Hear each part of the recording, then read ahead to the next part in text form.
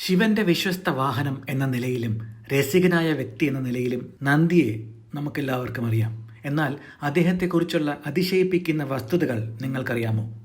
ശിലാദമുനിയുടെ അമർത്യപുത്രനായ നന്ദി കൈലാസത്തിന്റെ ദ്വാരപാലകൻ മാത്രമല്ല, വേദങ്ങളുടെയും ഗുരുവാണ്.